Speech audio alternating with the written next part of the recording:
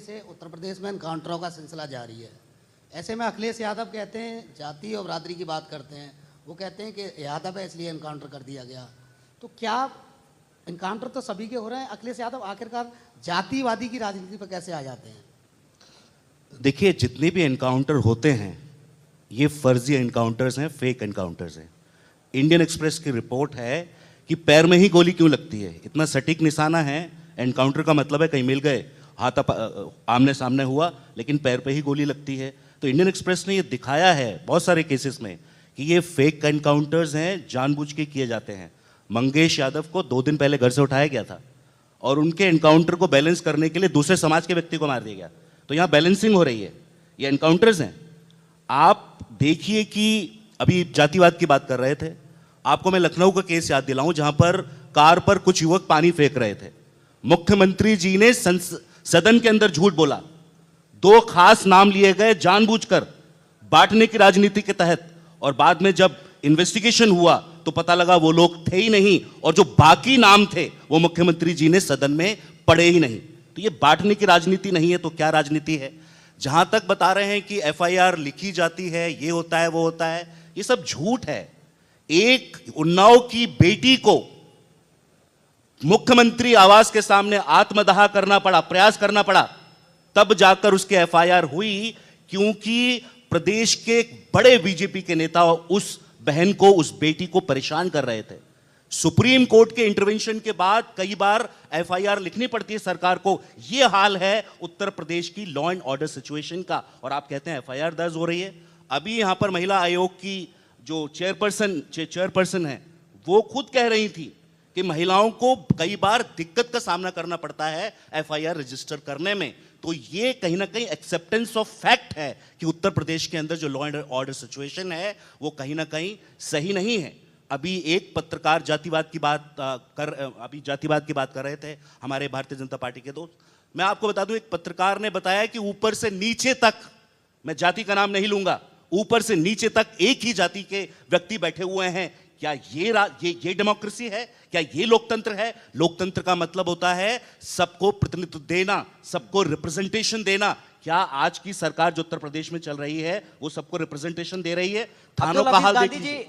जो आरोप आप लगा रहे हैं, ये आरोप तब लगते थे जब समाजवादी पार्टी की सरकार थी, और समाजवादी पार्टी की सरकार में भी एनकाउंटर हुए। मायावती जब थी मुख्यमंत्री तब भी एनकाउंटर हुए, मुलायम सिंह यादव थे तब भी हुए, अखिलेश यादव थे तब भी हुए।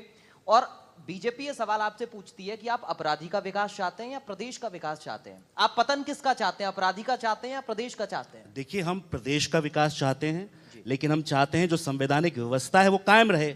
वरना इस देश में जो 18,000 लोअर कोर्ट्स हैं, बंद कर दीजिए।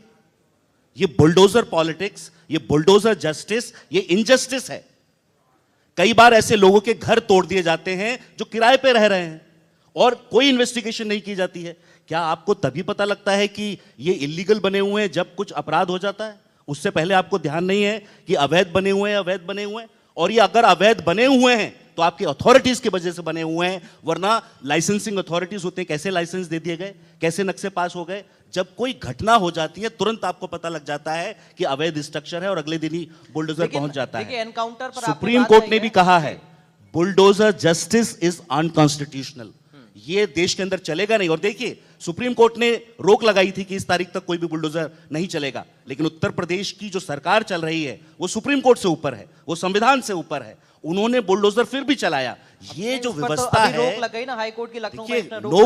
Nobody is above the constitution, everybody is has to work within the precinct and limits of the constitution. आपको संविधान के दायरे में काम करना होगा, तभी आप लोकतंत्र को चलाने वाली सरकार कहेंगे। वरना ये जो होता है कि तानाशाही रवैया, ये लोकतंत्र के अपोजिट है और कभी लोकतंत्र में तानाशाही रवैया नहीं चलना चाहिए। अब्दुल हफीज गांधी जी, समाजवादी पार्टी की सरकार में पुलिस के कई अधिकारियों ने बाकायदा पत्र लिखे थे जिसमें पत्रों में जिक्र किया गया था कि एक बदमाश को मैं उठाकर ले आया हूं और उसका एनकाउंटर करने जा रहा हूं। एनकाउंटर के दौरान समाजवादी पार्टी के जो नेता हैं वो प्रेशर बना रहे हैं कि एनकाउंटर नहीं होना चाहिए। आज एनकाउंटर खुलेआम हो रहे हैं। चलिए, बात आप कह रहे थे कि पुलिस का निशाना पैर में ही गोली क्यों लगती है। बाकायदा उत्तर प्रदेश पुलिस को ट्रेनिंग दी जाती है और ट्रेनिंग के तहत ही ये लोग भर्ती किए जाते हैं, तो निशाना तो ट्रेनिंग के बाद नहीं चूकना चाहिए, मेरा मानना है।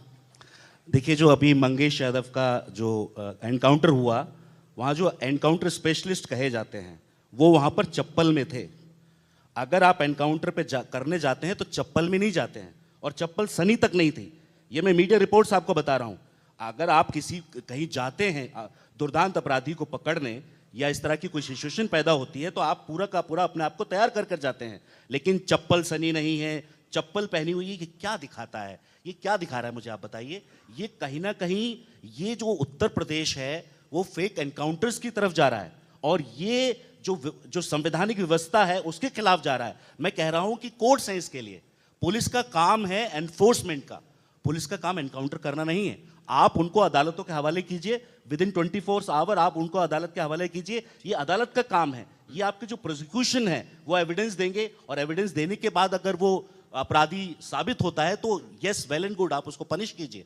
लेकिन जो हमारी व्यवस्था है, जो हमने एक सिविलाइज्ड नेशन, हम कंगारू नेशन नहीं है, हम एक सिविलाइज्ड नेशन है, सभ्य, हमारी एक सभ्यता है। हम दुर्दांत से दुर्दांत अपराधी को एक कानूनी प्रक्रिया से गुजारते हैं। अगर कानून का पालन करने वाले कानून को अपने हाथ में ले लेंगे तो मैं समझता हूं कि ये किसी भी समाज के लिए अच्छी चीज नहीं है। जी मेरा आपसे सवाल है।